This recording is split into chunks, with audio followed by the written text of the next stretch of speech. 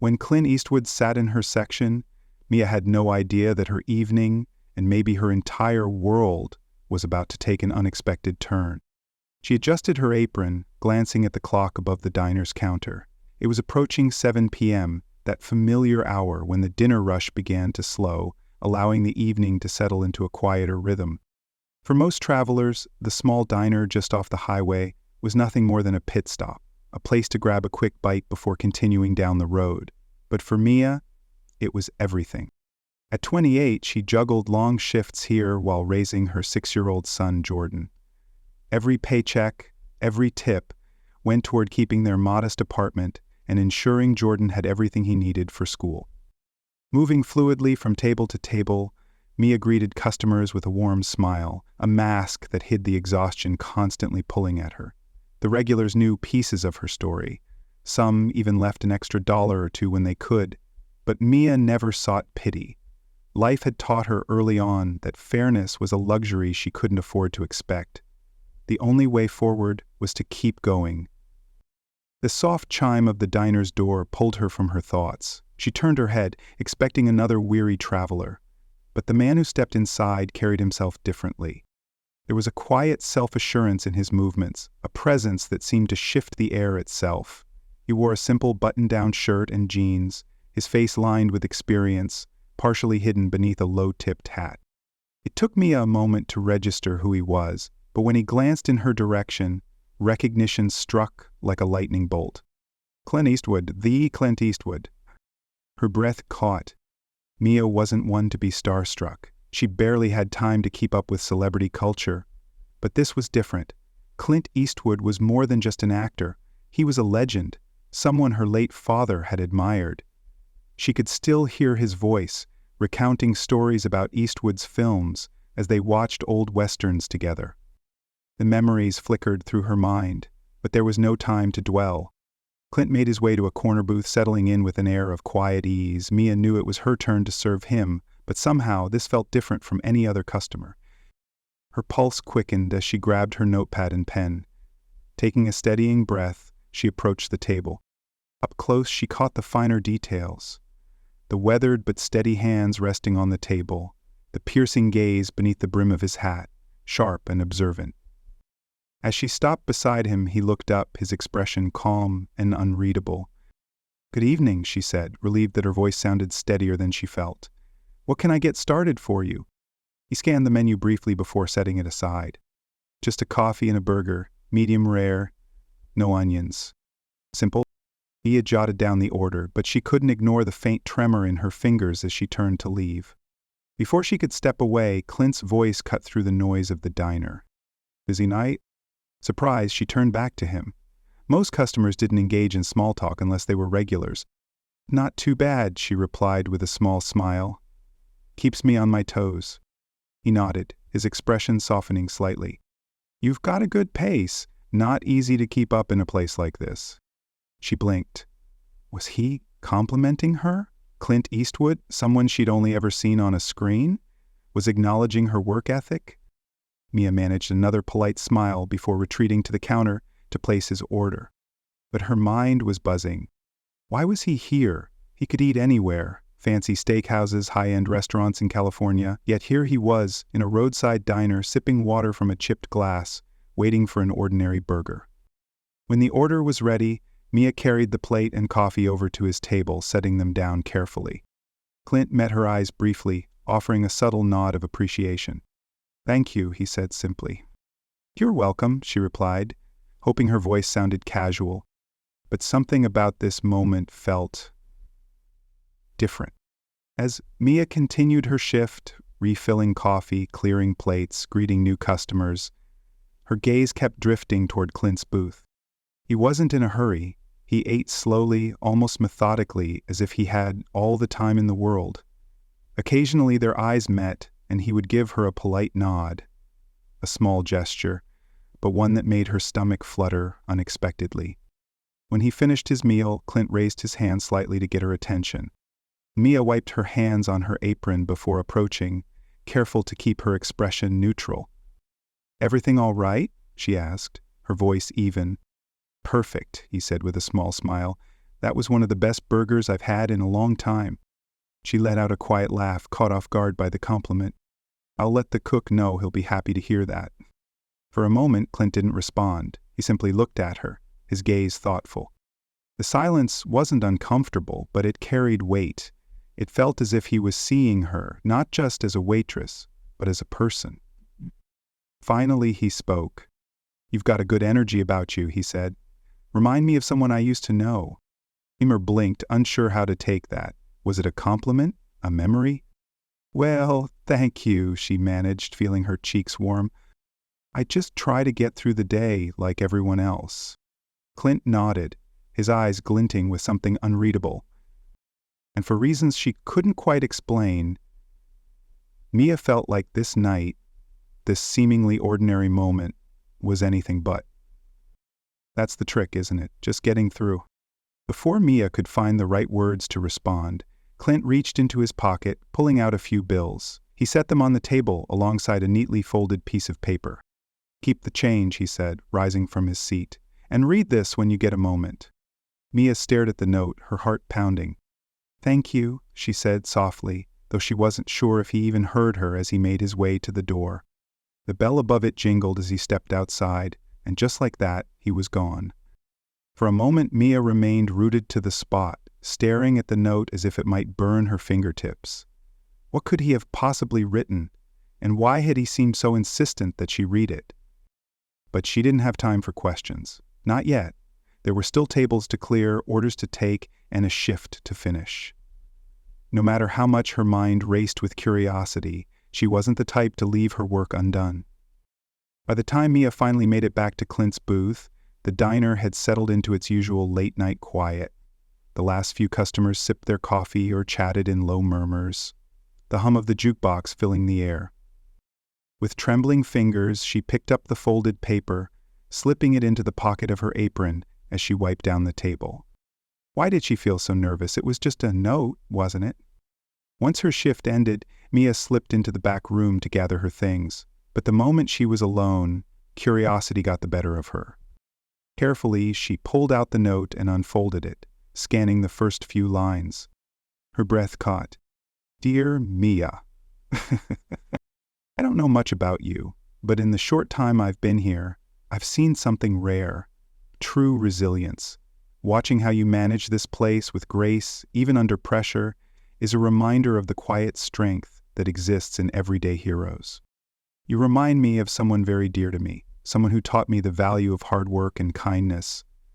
I don't know your full story, but I can see in your eyes that you've carried more than your fair share of burdens. That's why I want to do something, no strings attached." Mia's hands trembled as she read on. "I'm leaving you a small gesture to use however you see fit, whether it's for your child, your future, or simply a moment of rest.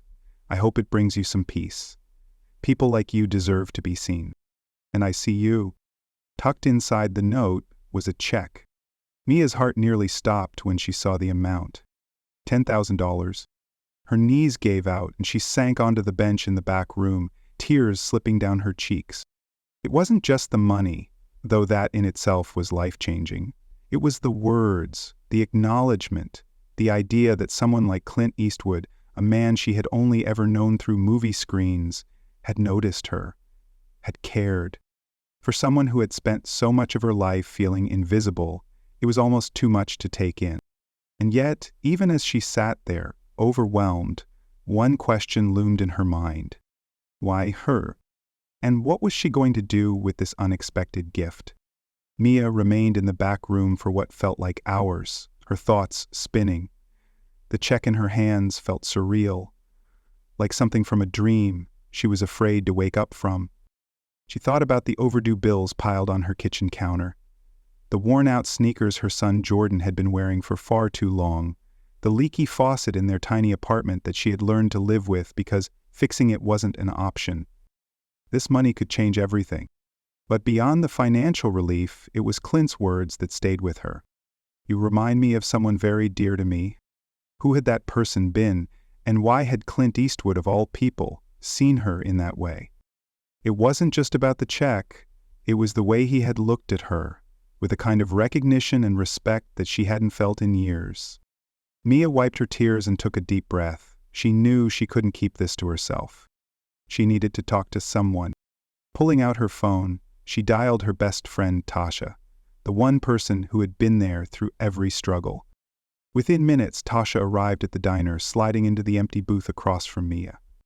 "Wait, wait, wait," Tasha said, holding up her hands as Mia handed her the note. "You're telling me Clint Eastwood left you this?" Mia nodded, her eyes still red from crying. "I don't even know why. I didn't do anything special." Tasha read the note in silence, her eyes widening with each word. When she reached the check, she let out a low whistle. "Girl, this is insane. Do you realize what this could mean for you and Jordan?" "I know," Mia whispered, still struggling to believe it. "But it doesn't feel real. Why would someone like him care about someone like me?" Tasha reached across the table and grabbed Mia's hands. "Because he saw you, Mia. He saw what I've always seen. You work harder than anyone I know, and you never let life break you. People notice that kind of strength." Mia stared at the check, her heart heavy with gratitude and doubt. "What if I don't deserve it?" she murmured. "What if this is some kind of mistake?" "It's not a mistake," Tasha said firmly. "You do deserve it. The question is, what are you going to do with it?" And that was the question, wasn't it? As much as Mia wanted to celebrate, she couldn't ignore the weight of this unexpected gift, or the responsibility that came with it. That night, long after Jordan had gone to bed, Mia sat at their kitchen table, the note and the check spread out before her. The small apartment was quiet, save for the occasional groan of old pipes. The dim light above flickered slightly, casting soft shadows across the worn-out table. Her thoughts ran in 1,000 directions. This money could pay their overdue rent, replace the unreliable car she depended on, give Jordan the opportunities she had only dreamed of until now. And yet, even with all the possibilities laid out before her, she felt something she hadn't expected. Excitement and fear intertwined. She picked up the note again, rereading Clint's words for the 10th time. "I hope it brings you some peace. People like you deserve to be seen, and I see you." The words struck something deep inside her. How many years had she spent just trying to stay afloat, working extra shifts, skipping meals so Jordan wouldn't have to? And now, for the first time in what felt like forever, she had a choice. She had pushed herself to the edge of exhaustion more times than she could count, and through it all, she had felt invisible, like the world wouldn't notice whether she made it or not. But Clint Eastwood had seen her. He had seen her struggle, her determination, her resilience. And in that moment, Mia realized this wasn't just about the money. It was about believing she was worthy of something better. She thought about her father, the man who had always been her biggest supporter.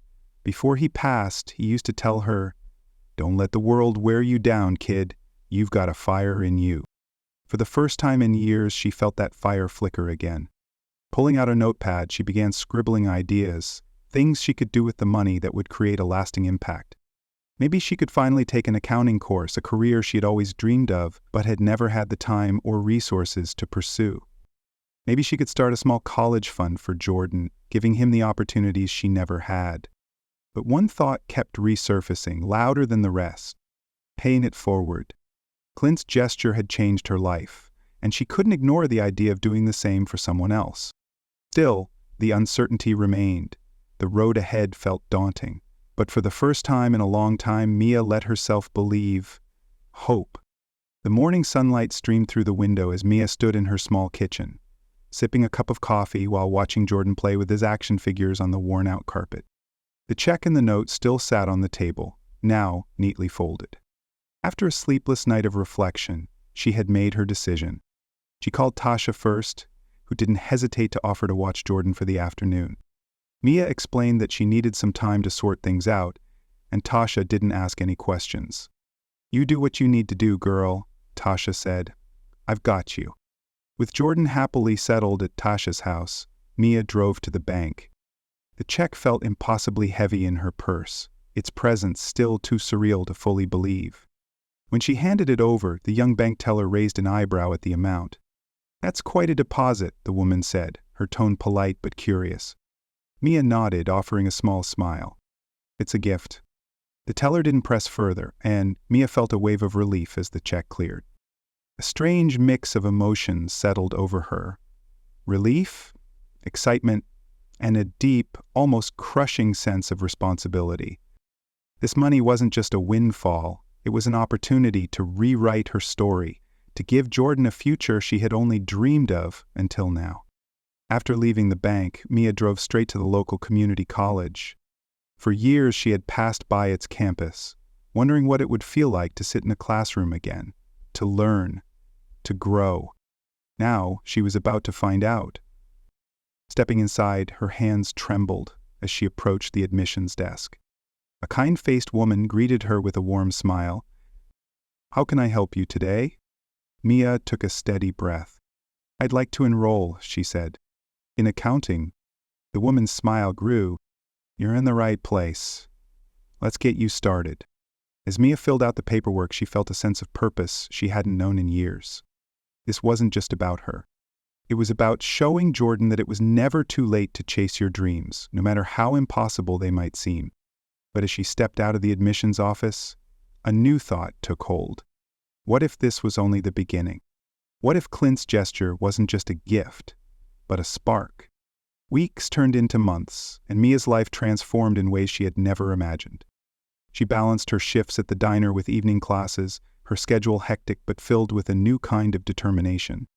Jordan noticed the change too. "My mom's going to college," he would proudly tell his friends. And every time she heard him say it, Mia couldn't help but smile. But it wasn't just her own life she wanted to change. Inspired by Clint's kindness, she began setting aside a portion of the money to help others in her community. A struggling single mother who needed groceries, a student who couldn't afford textbooks, a family barely making ends meet. Mia quietly stepped in, offering help in small but meaningful ways, because that's what Clint's note had urged her to do. One evening, as she sat at her kitchen table flipping through her accounting textbook, Jordan tugged on her sleeve. "Mom?" he asked, his big brown eyes full of curiosity. "Do you think that man will ever come back to the diner?" Mia paused, the thought caught her off guard. Would Clint Eastwood ever return? She didn't know. But his impact on her life was something she would carry forever. "Maybe," she said, softly ruffling Jordan's hair. "But even if he doesn't, he'll always be part of our story." And that was the truth. Clint's kindness had reminded Mia of something she had almost forgotten. The power of seeing someone, of acknowledging their struggles, of lifting them up when life felt impossibly heavy. His gesture had reignited something in her. Not just belief in herself, but belief in the possibilities of life, and the importance of paying it forward. As Mia closed her textbook and prepared for bed that night, she felt something she hadn't in years. Peace. Her journey was far from over. But for the first time in a long time, she wasn't just surviving. She was thriving, one step at a time. And so the next time a stranger walked into the diner and sat in her section, Mia greeted them with the same warmth and grace she always had, knowing that sometimes the smallest interactions could change a life forever. Because every act of kindness, no matter how small, has the power to create ripples far beyond what we can see. If this story inspired you, don't forget to subscribe and share it with someone who could use a little hope today.